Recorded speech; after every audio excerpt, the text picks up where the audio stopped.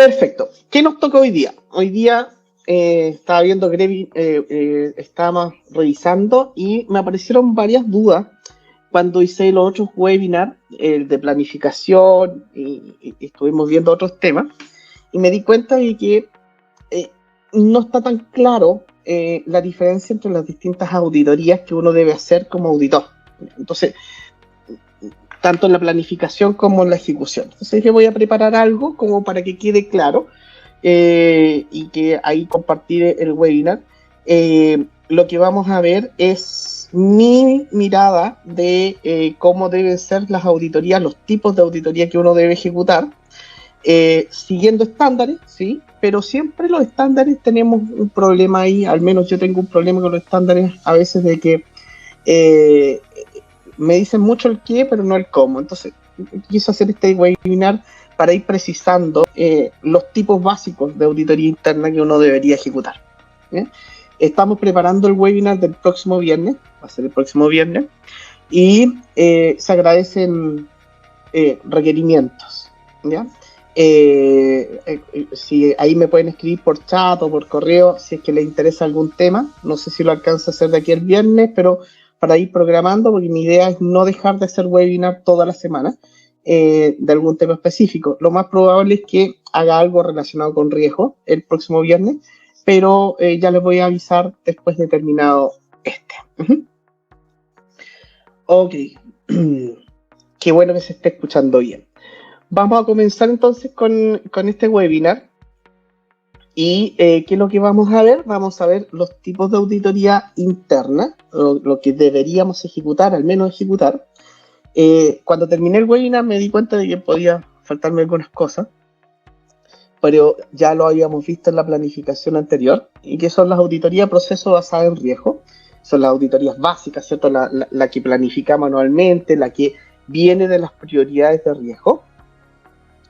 Después vienen las auditorías de cumplimiento, que son auditorías para verificar que estamos adheriendo a una norma, ya sea interna o externa, y principalmente aquí ya se olvida un poquito el riesgo, si bien lo tenemos en consideración, pero no reevaluamos los riesgos, sino que vamos a ver que los controles se estén aplicando como está definido, ¿sí? Y que estamos dentro de los márgenes que pide la ley.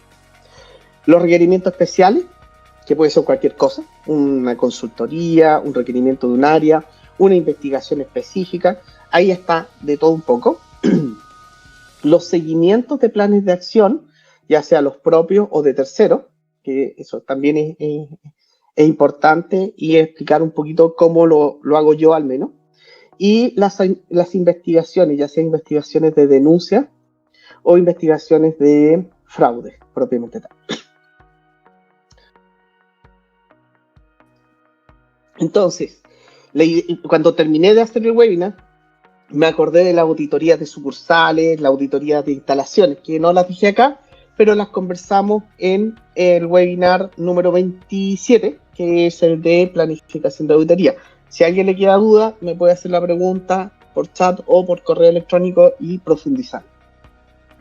¿Qué vamos a ver específicamente de cada uno de estos tipos de auditoría?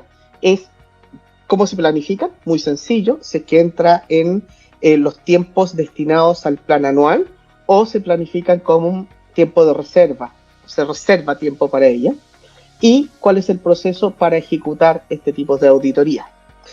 Obviamente, por el tiempo que tenemos, que es 1 hora, no voy a poder profundizar todo lo que uno podría profundizar en cada una de estas auditorías. O sea, uno, generalmente cuando hacemos los diplomas o los cursos online o los cursos cerrados, cada uno de estos puntos es un curso completo. Entonces aquí vamos a ver lo básico, ¿no? Y de nuevo pregunten todas las veces que quieran. Sí, Carlos, como siempre, el video lo vamos a tratar de editar más rápido hoy día. Vamos a tratar de sacarlo hoy día el video y ya enviar la presentación y el video del webinar mañana. Vamos a hacer todo lo posible por llegar en los plazos. Vamos a partir entonces por la auditoría basada en riesgos. ¿Cómo está, Juan Pablo? Buenos días. Y vamos a ver en el proceso de planificación qué es lo que hacemos en la planificación para las auditorías basadas en riesgo.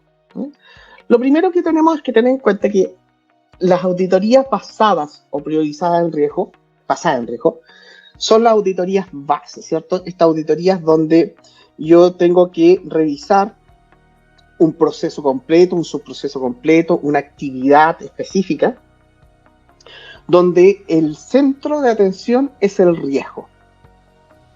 Como auditores identificamos el riesgo, lo podemos obtener de la segunda línea de defensa o de la primera línea de defensa, de las matrices de riesgo, lo tomamos, lo recibimos y analizamos si están evaluados correctamente estos riesgos.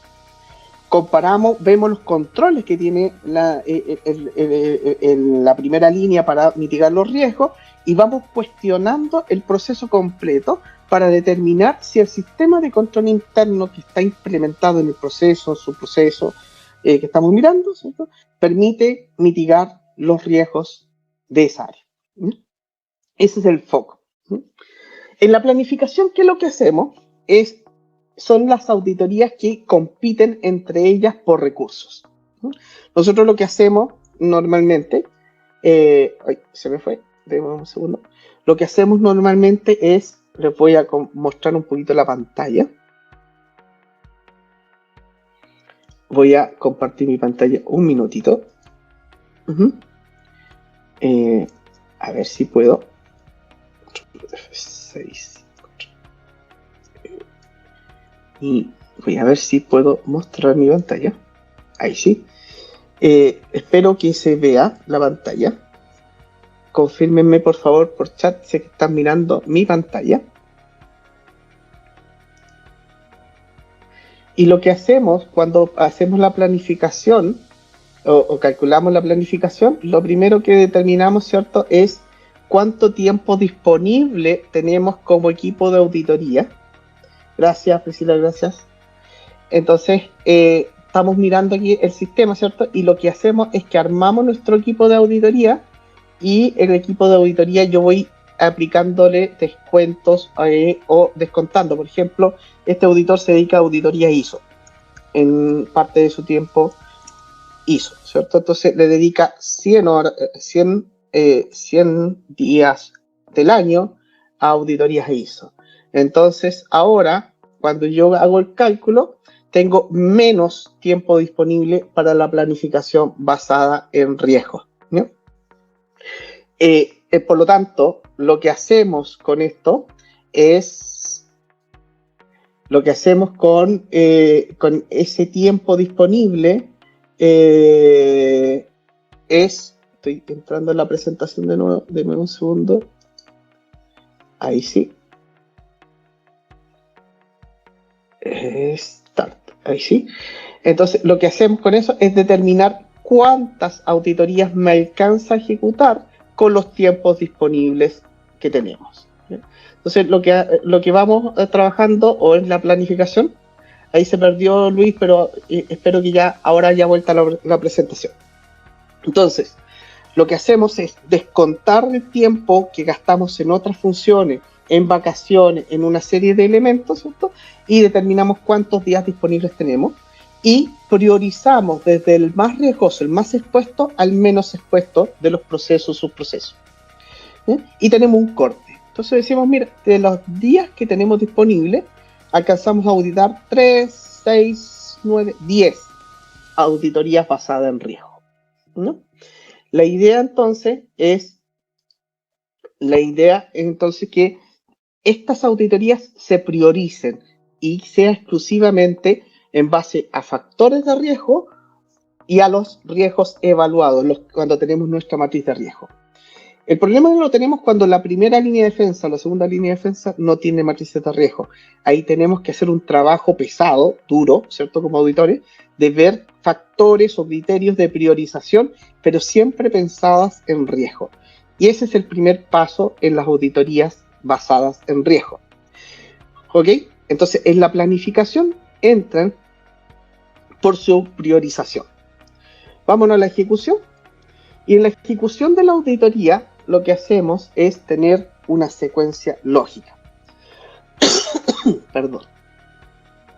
Esta secuencia lo que hace es que establece que debemos tener un inicio de auditoría, una definición de alcance y vamos paso a paso avanzando. Siempre el hilo conductor en cada uno de los hitos de la auditoría es el riesgo. Nunca puedo olvidarme que el riesgo es la principal fuente. Por eso, cuando nosotros determinamos el alcance de una auditoría basada en riesgo, yo debo ser capaz de traer desde las matrices de riesgo de la primera o segunda línea de defensa, o si tengo un sistema, por ejemplo, aquí yo siempre muestro Kik, ¿no es cierto?, nuestra plataforma, donde al iniciar la auditoría en el alcance, en el punto del alcance, se establece y me trae el listado de procesos y subprocesos que se incorporaron en la planificación. Cuando hice mi planificación anual, me trae lo que yo dejé incorporado en ese momento. Y al mismo tiempo, en el momento que yo inicio la auditoría, va y saca una copia de los riesgos y los controles de esos procesos que están evaluados a ese día. Entonces, lo que están viendo en pantalla en la imagen es que tienen 3 subprocesos que están incorporados: licitaciones, facturas de fabricación y tesorería. Y al abrir tesorería me trae un riesgo operacional, ¿cierto? Y dice pago de cohecho a través de donaciones. Ojo, son ejemplos, no tienen nada que ver con la realidad estos, son solamente ejemplos. Y otros riesgos que están ahí, pago a proveedor duplicado, etc. Entonces, ¿qué es lo que hacemos? El sistema automáticamente me trae lo que está en las matrices de riesgo. Si lo hacen en Excel, tienen que copiar la matriz de riesgo del proceso que van a auditar y esa es su base. Pero el auditor en este momento, cuando está haciendo la preparación, el entendimiento del proceso, con toda la información que está obteniendo, documentación, entrevista, debe cuestionar estos riesgos, ¿no? Y el punto de partida es decir, ¿son estos riesgos realmente todos los que tiene el proceso? ¿Hay alguno que esté obsoleto? ¿Hay algo que deba agregar? ¿Los controles que estoy viendo en mi alcance son los que corresponden? ¿Me faltan controles? ¿Me sobran controles? Etcétera, ¿eh? Y ese cuestionamiento es el punto de partida de la auditoría basada en riesgo. Nuestro foco, de nuevo, el riesgo. Si no hago esta primera fase, no estoy haciendo auditoría basada en riesgo, estoy haciendo otro tipo de auditoría. Entonces, el primer cuestionamiento aquí en la definición del alcance es qué riesgos y qué controles están. Y una vez que como auditor o como encargado de la auditoría cierro el tema y digo, este va a ser mi alcance, se lo presento a mi contraparte para validar en una reunión de inicio donde le digo, esto es lo que vamos a mirar, recibo comentarios de ellos para saber si es que algo se me está escapando y con eso lo mando a aprobación del supervisor o del gerente de auditoría.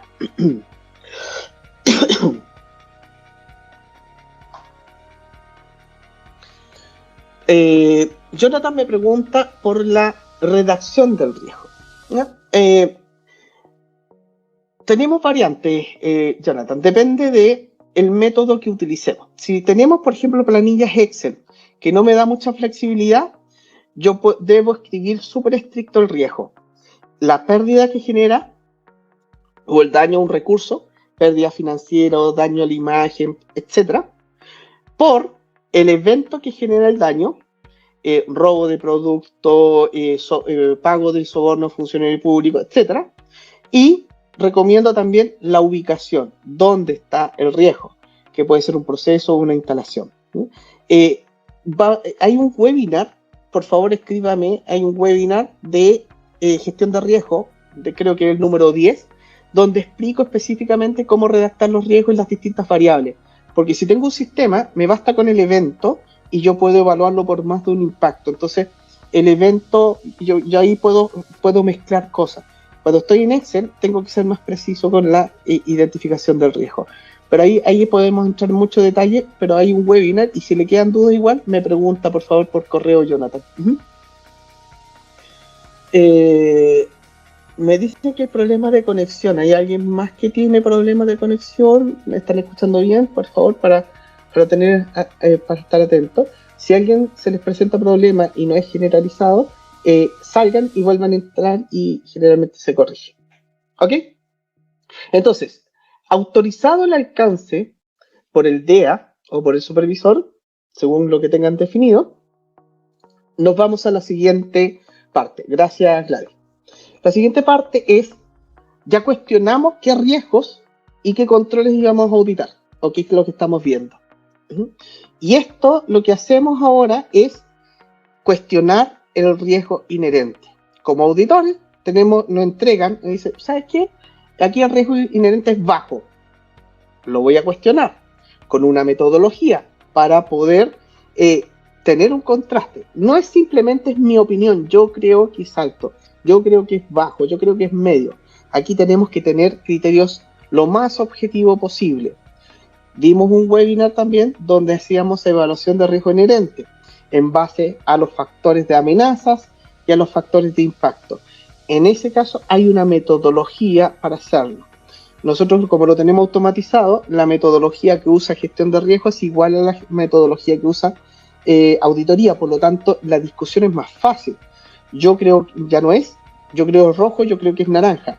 No, acá hay, mira, él está en un proceso core, los recursos son altos, son factores un poco más objetivos, donde es más fácil ponerse de acuerdo. Entonces el auditor se plantea dentro de esto y dice, ok, la evaluación de riesgo inherente que hizo la primera línea con la segunda línea es correcto. Y avanzo. Si considero que hay que hacer un cambio, lo incorporo en mi trabajo y ya comienzan los hallazgos de auditoría. ¿Ok?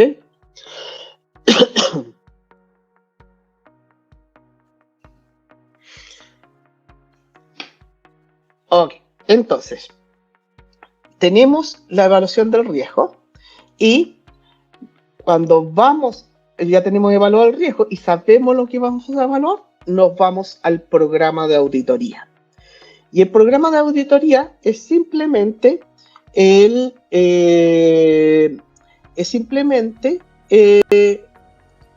establecer las pruebas que voy a ejecutar. Las pruebas que voy a ejecutar van a ser una por riesgo, normalmente una prueba sustantiva, para determinar si el riesgo se materializó en el alcance de la auditoría, o una prueba de control, para cada control, una prueba de cumplimiento de controles para verificar si el control está operando de forma efectiva. Entonces, el sistema, en este caso, me arma una prueba de auditoría por riesgo y una prueba de control por control. Si no tengo sistema, yo lo que debo armar es mi programa de trabajo, ¿cierto? Mi programa de trabajo específico, y voy diciendo riesgo, la prueba, riesgo, la prueba, control, la prueba que voy a ejecutar, y ese es mi programa de ejecución. ¿Ok? Entonces, al menos es como yo lo recomiendo, para no perder la consistencia la consistencia o la trazabilidad del riesgo. Si yo me pierdo en esto y me pongo a diseñar pruebas y no las asocio con un riesgo o no las asocio con un control, me voy a encontrar en algún momento con que tengo un montón de resultados de auditoría, un montón de resultados de pruebas que sirven, pero no están asociadas al riesgo. Entonces se me empieza a perder la trazabilidad. Por eso nosotros somos muy estrictos cuando hacemos auditorías, cuando implementamos modelos de auditoría, en que se hagan separadas las pruebas sustantivas y las pruebas de control. Pruebas sustantivas para los riesgos, pruebas de control o de cumplimiento para los controles. Y también tenemos la posibilidad de hacer pruebas excepcionales cuando me encuentro en una situación que debo manejar de otra forma. Entonces, yo no sé si tienen preguntas, me las van haciendo. Vi que alguien, Eulogio, hizo como el indicio de como que tenía una pregunta. Por favor, me escriben si hay algún tema. Cuando diseño las pruebas, yo las voy a pedir aprobación, ¿cierto? Entonces hago la aprobación de nuevo, pasa por el supervisor y aprueba deja aprobado el programa de auditoría. Y aquí lo que entramos es al backlog, como uno podría hablar en temas de auditoría ágil o de proceso ágil, ¿cierto? Lo que nosotros hacemos o tratamos de hacer es que el auditor que está ejecutando más de una auditoría o participa en más de una auditoría. Esto pasa mucho con los auditores informáticos, los auditores de sistemas que tenemos en los equipos, que participan en varias auditorías. Lo que buscamos es que no tenga que entrar a una auditoría para ejecutarla, sino que pueda entrar a un listado y que tenga el listado de todas las pruebas que tiene que ejecutar, independiente de qué auditoría sea. Entonces, finalmente, aquí estamos viendo una sola auditoría, eso sí, pero aquí le va a aparecer el listado. Usted tiene que hacer 4 auditorías de cumplimiento, que están asociadas a control, y 2 auditorías relacionadas con riesgos, que son las pruebas sustantivas, que están diseñadas y están asignadas a ese auditor. Entonces, el auditor va y ejecuta la prueba, y si es una prueba de control, va a describir lo que hizo y va a concluir si el control es efectivo, el control no es efectivo o parcialmente efectivo. Y con eso, esa va a ser su conclusión base. Va a poder describir el trabajo que hizo y debe subir evidencia. Y agrega evidencia a los papeles de trabajo asociados a la prueba. Como es una prueba de control, va a estar asociado la evidencia a la conclusión que tuvo. Si concluyó que el control no era efectivo, va a haber evidencia de la no efectividad de control. Si el resultado fue que es efectivo, evidencia de que el control es efectivo. Y cuando termina, cierra la prueba y se la propone el supervisor revisa y guarda evidencia, ¿cierto?, de que la supervisó y la aprobó. Y ya tenemos nuestra primera observación, si es que el resultado no fue bueno. Y cuando aplicamos la prueba sustantiva, lo que estamos determinando acá es si es que el riesgo se materializó.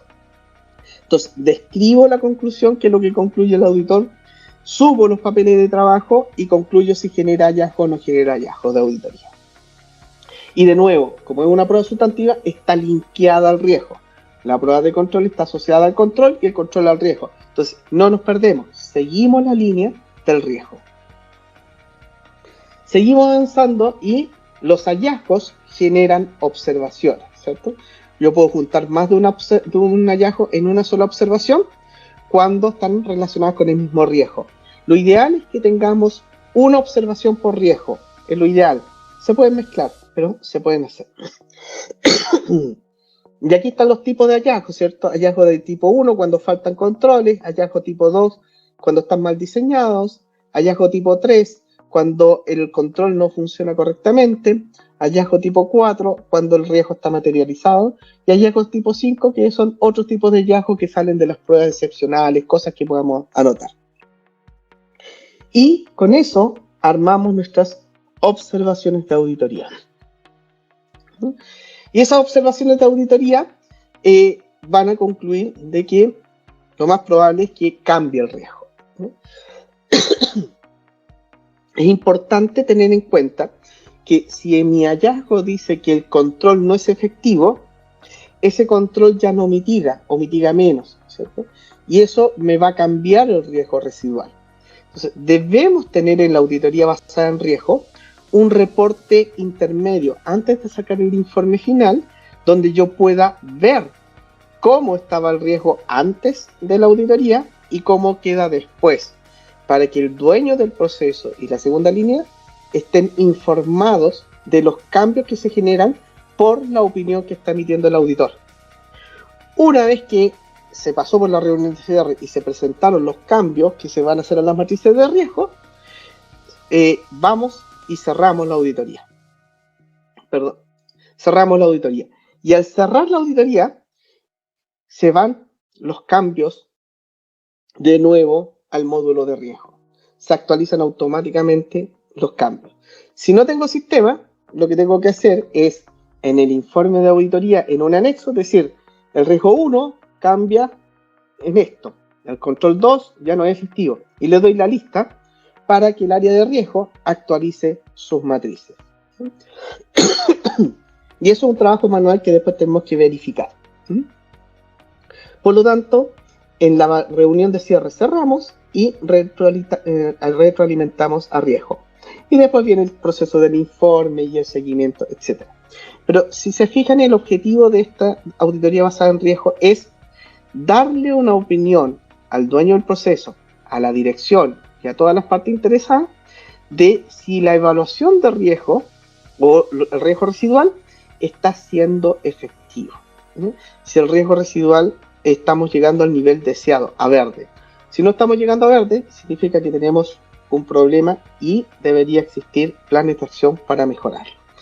De nuevo, la auditoría basada en riesgo es siempre hay trazabilidad, desde el alcance inicial de la auditoría hasta que se emite el informe y se actualizan las matrices de riesgo. Esta es la auditoría central, esta es la básica. Esta deberíamos tener, la mayor cantidad de las auditorías en un año deberían estar relacionadas con esta. Nos vamos a la auditoría de cumplimiento. Si tienen dudas, me preguntan. Ok. Auditoría de cumplimiento. ¿Cuál es el objetivo de una auditoría de cumplimiento? Normalmente está relacionada con una norma interna o externa. Hay un proceso de gestión de cumplimiento, de compliance, ¿cierto? Donde he identificado las normativas que me aplican como empresa y estas normativas tienen conductas sancionadas. Y esas conductas sancionadas se convierten después en riesgo. Voy a contestar una pregunta. Gladys me pregunta cómo se comunican los resultados en las pruebas sustantivas. En las pruebas sustantivas, en el informe de auditoría, y esta es mi recomendación, Gladys, es que si yo tengo un riesgo que tiene controles y mis pruebas me dicen que hay un control que no funciona bien y el riesgo residual está muy alto, y se materializó el riesgo, esa es la prueba sustantiva. La prueba sustantiva es se materializó el riesgo. Por ejemplo, no estamos auditando un pago duplicado a proveedores y yo verifico que hay un pago duplicado y uno de los controles en los niveles de autorización no está operando. Yo armo la observación en el informe de auditoría. Cuando escribo la observación, yo voy a decir un título, pago duplicado a proveedores. Voy a decir el criterio, que debería decir, deben existir controles para evitar la duplicación de pagos. Se espera que el supervisor verifique que no existen desviaciones y el sistema debe detectar automáticamente cualquier posibilidad de duplicación. Ese es el criterio.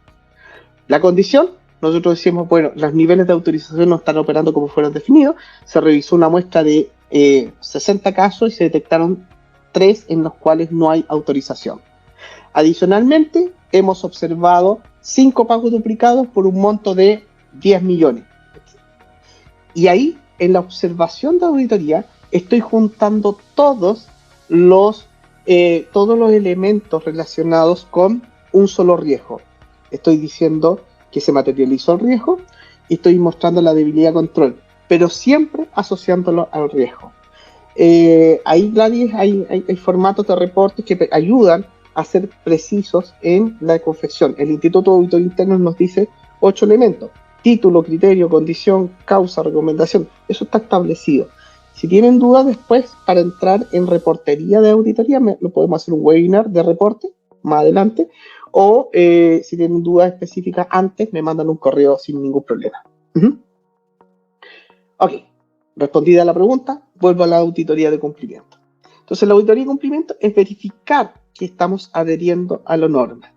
Y el objetivo es verificar que tenemos los controles necesarios para cumplir con la norma y que cumplió.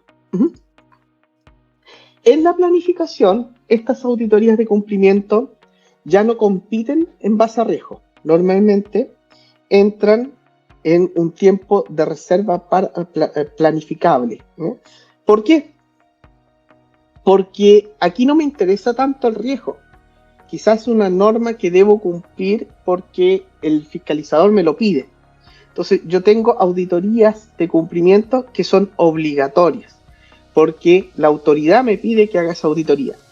O simplemente porque hemos definido una política interna de que todas las normativas deben ser evaluadas. Entonces, lo que hacemos es decir, okay, vamos a dedicar el 60% a auditorías basadas en riesgo y un 20% a otro tipo de auditorías.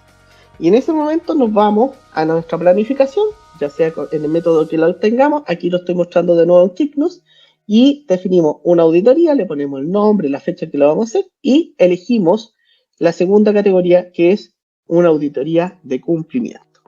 ¿Ok? ¿Qué es lo que hacemos cuando creamos la auditoría de cumplimiento? Lo que hacemos es definir si esa auditoría va a ser sobre la norma completa, una norma entera, el código del trabajo, el código tributario, una norma específica, un artículo específico, tenemos que determinarlo. Y eso nos va a dar el pie para cuando empecemos a ejecutar la auditoría. Y cuando empecemos a diseñar nuestra auditoría, decimos la auditoría de cumplimiento XXX, ¿cierto? Que va a iniciar el 7 de noviembre del 2022, va a terminar el 21 de noviembre del 2022.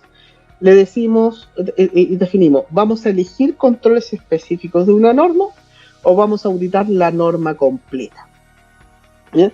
Y si no tengo sistema de compliance, yo debería ir a la normativa, ver los riesgos de los procesos y determinar cuáles son los riesgos asociados a esa norma o cuáles son los controles asociados a esa norma. Debo tener ese inventario, normas totales y los controles que están asociados. Sí, Enrique, como siempre se deja grabado y después se envía a todos los que se registran. Entonces, en este caso que estamos mostrando, yo elijo, por ejemplo, una auditoría basada en normas. Y cuando elijo una auditoría basada en normas, yo voy a tengo que elegir ahora cuál es la norma específica que voy a auditar. Puede ser el código de aguas, puede ser la nómina oficial para ríos navegables, puede ser la ley de navegación, etcétera. Dependiendo del giro de mi empresa, cuál es la norma que voy a elegir. Selecciono la norma y al seleccionar la norma, automáticamente el sistema me va a generar la lista de todas las actividades de control que yo he diseñado para cumplir con esa norma. ¿Sí? Si es que lo tengo en sistema. Si no lo tengo en sistema, tengo que armar mi programa de trabajo diciendo, esta es la normativa y estos son todos los controles que la compañía ha definido para estar seguro que cumplo con la norma. ¿Ok? Entonces, el foco de atención en una auditoría de cumplimiento son los controles y la evidencia de la aplicación. ¿Sí? Y después podemos agregar, ¿cierto?, una prueba, especie sustantiva, para verificar si tenemos multas, incumplimientos o fiscalizaciones actuales por alguna desviación de la norma para complementar. ¿Sí? Y lo que vamos haciendo es pedir evidencia a las distintas áreas responsables de los controles para que vayan resguardando o que me entreguen la evidencia de la aplicación de los controles. Una vez que termino mi auditoría, ¿cierto?, de cumplimiento, lo que se entrega como resultado es, tengo 20 controles necesarios, de los 20 hay 18 que se están cumpliendo y que se están operando correctamente, y hay 2 que están faltando. Lo hago de forma gráfica, etcétera, etcétera. Y eso me permite finalmente ir visualizando qué tan probable es que cumpla o no cumpla con una norma. ¿Dudas con la de auditoría de cumplimiento?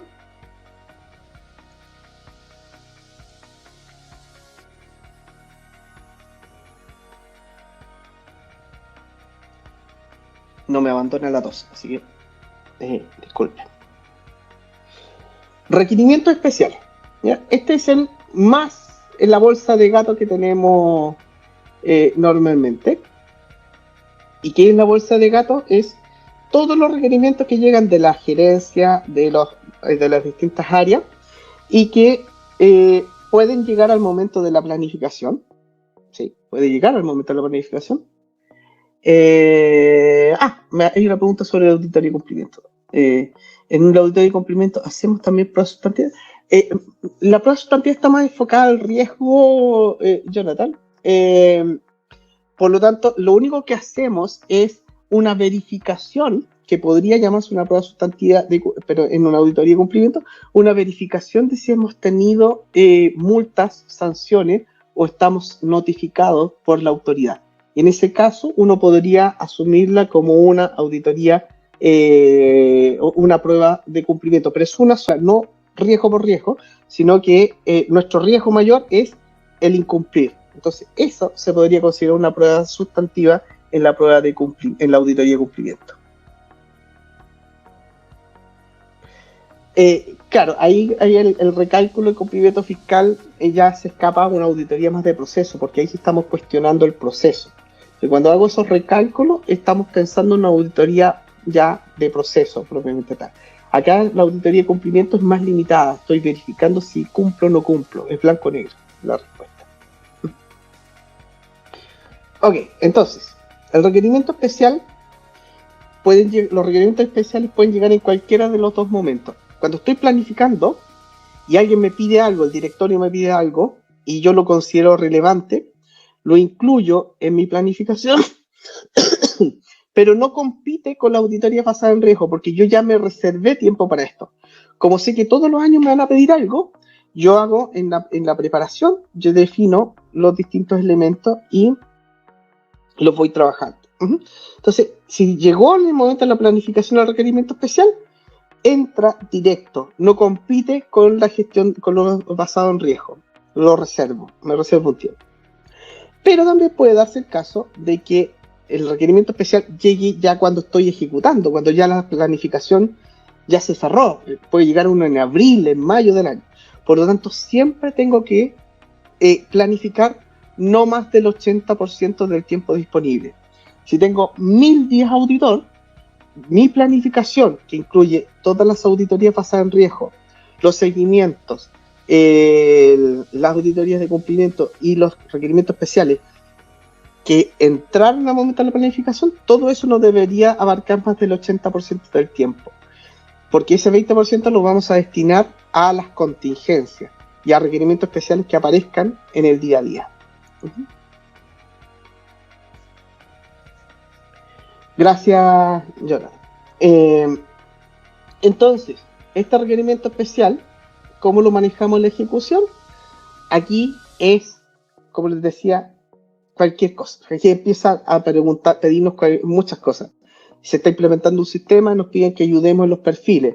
El mismo sistema se está implementando, verificar ciertos controles, auditar el presupuesto del proyecto, etc. Puede ser múltiples tipos de decisiones. Por lo tanto, nosotros siempre nos enfocamos en 6 hitos en una auditoría, un requerimiento especial. Damos el inicio de la auditoría, donde definimos el objetivo y el alcance, junto con la gerencia, lo formalizamos ese objetivo y alcance, describimos el trabajo realizado, hacemos una descripción larga del trabajo realizado, definimos las conclusiones, qué es lo que concluimos de ese requerimiento especial, y emitimos un informe que es abierto, porque depende de lo que nos están preguntando. Y una vez que quedaron conformes con nuestra respuesta, cerramos. Entonces, aquí no hay pruebas de cumplimiento, pruebas sustantivas. Pueden existir dependiendo del requerimiento, pero no es forzoso, porque depende mucho de la naturaleza del requerimiento especial. Por eso es simple, es bien, hay que ordenarlo para al menos tener estos 6 elementos sustentados y con papeles de trabajo, pero no tiene una secuencia estructurada como la tendría una auditoría basada en riesgo. Siguiente tipo de auditoría, seguimiento. El seguimiento de auditoría, de planes de acción que nacen de otras auditorías, es algo que tenemos que planificar. Aquí hay cada maestrito con su librito, como dicen acá en Chile, ¿no? Entonces, cada uno lo hace de forma distinta, ¿no?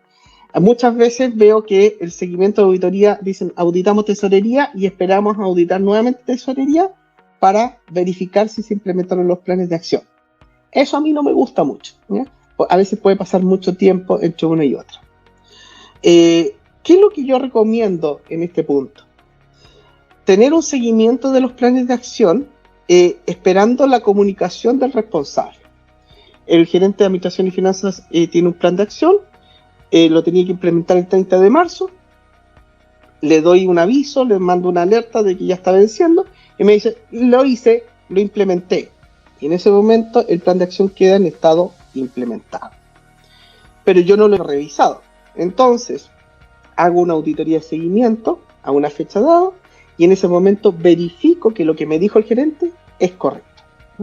Esa auditoría de verificación de si fue verdadero lo que nos informaron, a mí me gusta que sea una por trimestre, al menos.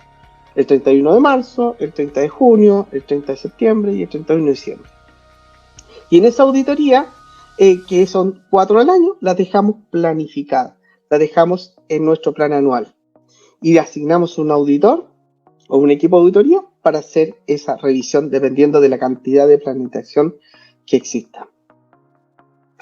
Y en la ejecución de la auditoría de planificación, que nacen del proceso de cierre de una auditoría tradicional, tenemos la reunión de cierre, emitimos el borrador, le damos un tiempo para que nos den los comentarios y los planes de acción. Si lo entregan, se emite el reporte final. Si no lo entregan, le damos una semana más.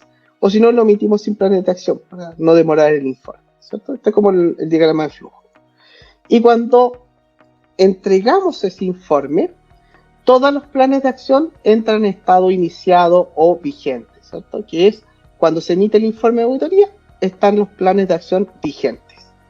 ¿Hasta cuándo? Hasta cuando llega la fecha de vencimiento y no se ha implementado. Y cuando no se ha implementado, está vencida. Si me informa el dueño del proceso que lo implementó, perfecto, pasa a estado implementado. O puede ser que diga, ¿sabes qué? No alcancé a hacerlo y me pedí una prórroga o una postergación y pasa a estado postergado. Y cuando hice la auditoría, esta trimestral o la que ustedes quieran, ¿cierto? Ya ahí puedo decir que está validado el plan de acción. Y estas auditorías se hacen a los planes de acción que normalmente están asociados a un control y ese control está asociado a un riesgo. Entonces, cuando se implementa el plan de acción y es validado por auditoría, ese plan de acción gatilla una modificación en el riesgo que también debería ser actualizado. ¿Ok?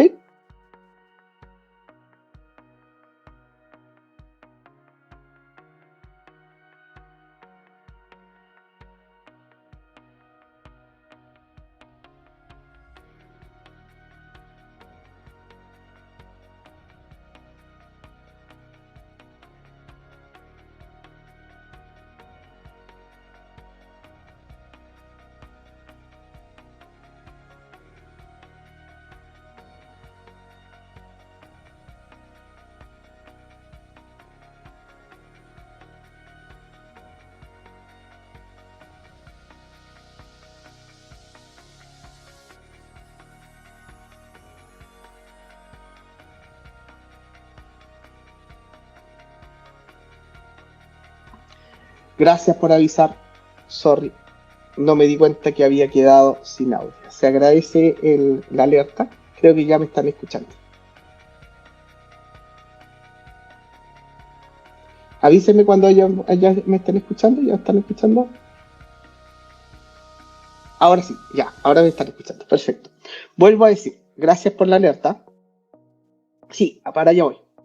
Entonces, lo que les decía era que una vez que la auditoría de seguimiento se hace trimestralmente, el 31 de marzo yo defino este día corresponde a todos los planes de acción que se deberían estar implementados hasta el día de hoy. Y en el informe lo que digo es, del total de planes de acción que deberían haberse implementado hasta esta fecha, el 20% está vencido y corresponden a estas áreas.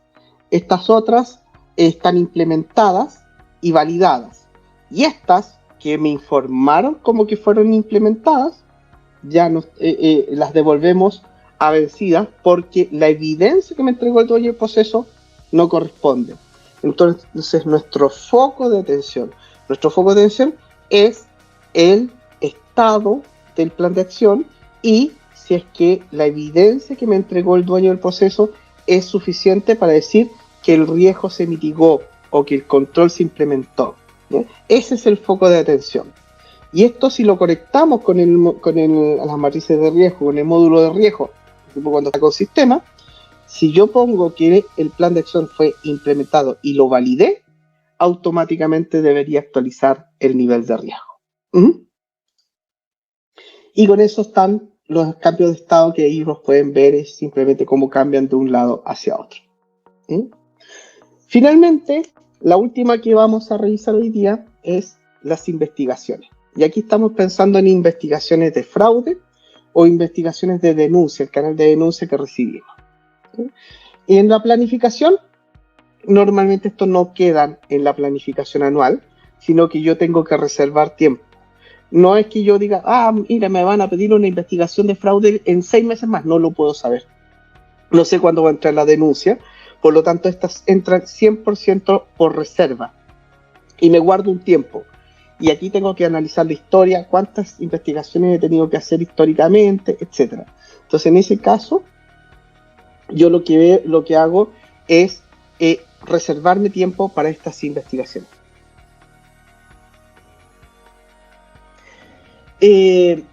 Juan Carlos, cuando tú haces auditorías mensualmente, ¿no emites informe? Esa es la pregunta. Porque es bueno tener un informe del estado de protección para llevarlo al directorio. Y también para darle a conocer a los gerentes. Incluso yo en algún momento, ya cuando la empresa donde fui gerente, hace muchos años, ya empezó a madurar, emitíamos un informe a todos los gerentes y ellos podían comparar cómo estaba el nivel de cumplimiento entre las áreas. A veces cuando no hay mucha madurez la empresa se complica. En ese caso, pueden emitir un informe. Perfecto, sí emiten informe, pero entonces emiten un informe mensual. Eso debería entrar. Esas informes son auditorías de seguimiento. A eso se refiere. Perfecto, pero se debe emitir un informe también a los dueños de proceso, Juan Carlos. Si yo hago análisis de seguimiento, debería informarles a los dueños de proceso que están en desventaja, no solamente para el directorio. Si haces eso, tú tienes, en resumen, 12 auditorías de seguimiento. En vez de tener 4, una trimestral, tienes 12 auditorías de seguimiento que deberían estar planificadas y deberían tener su informe asociado para medir también la productividad que se está ejecutando. Es parte del trabajo que hace el auditor. Por lo tanto, deberías tener esos informes considerados. Elías, ahí depende mucho. Ahí nos metemos en...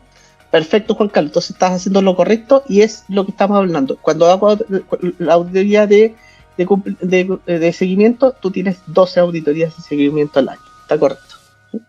Elías, ahí nos vamos a meter en compliance. Depende mucho del nivel de exposición que tenga tu compañía. Yo prefiero que sea algo un poquito más estructurado para que puedas tener una denuncia anónima y poder interactuar con tu auditado. Ahí podríamos entrar en detalle.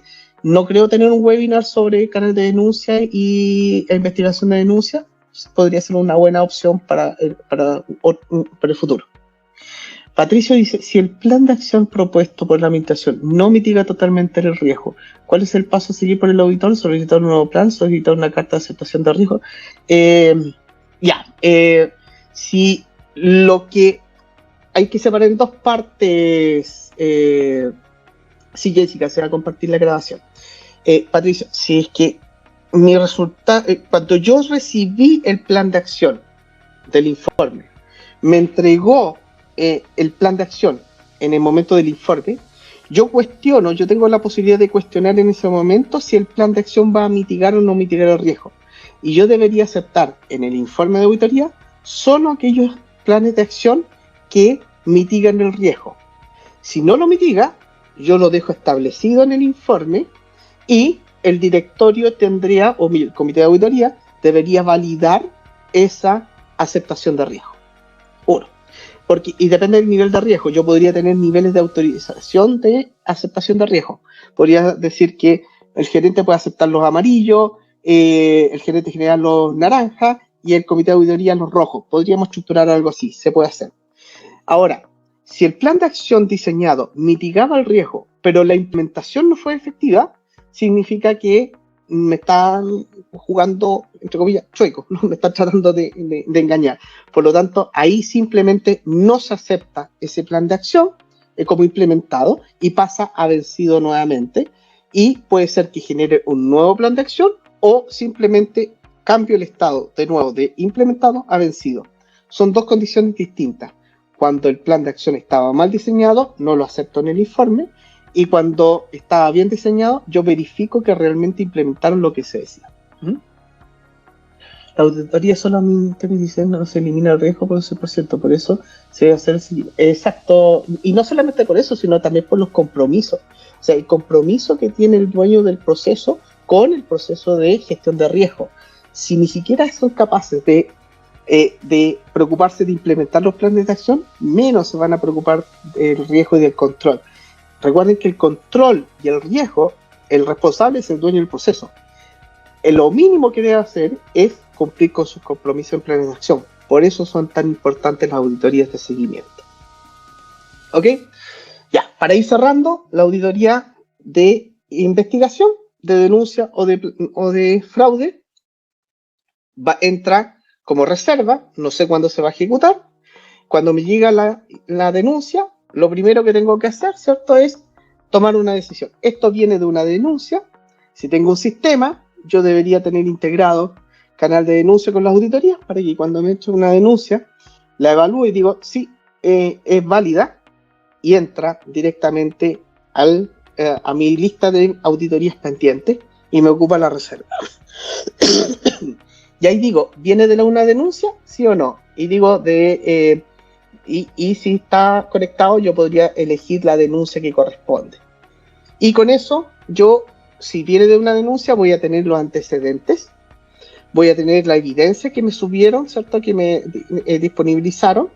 Y si no viene de una denuncia, sino que viene, por ejemplo, de una sospecha, de una alerta que me apareció en una auditoría, estaba auditando y me apareció una operación sospechosa, la saco de la auditoría tradicional y me puedo concentrar es una auditoría distinta. Muchas veces estoy auditando algo y detecto un fraude. No atiendo el alcance dentro de la misma auditoría porque distorsiono. Si estoy haciendo una auditoría basada en riesgo y me pongo a investigar y mezclo las dos auditorías, queda muy enredado. No se entiende lo que se hizo. Puede aparecer en el seguimiento, puede ser una auditoría de cumplimiento, en cualquier momento. En eso, yo lo que hago es saco esa parte y comienzo una auditoría paralela, otra auditoría, que es la auditoría de investigación. Y de ahí empiezo a buscar los antecedentes. ¿Cómo se hace la auditoría? Primero, esta auditoría de investigación, lo primero que definimos es ¿qué vamos a probar? ¿Vamos a probar que existe fraude o vamos a ir a probar que no existe fraude? Generalmente, si es que hay una denuncia, yo voy a probar que existe, ¿cierto? Si es que es válida la denuncia.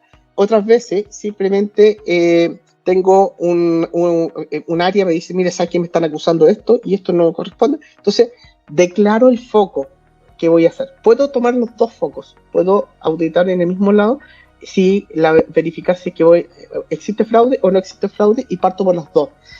Es medio complejo, es mejor centrarse en una definición de las dos y comenzar la investigación.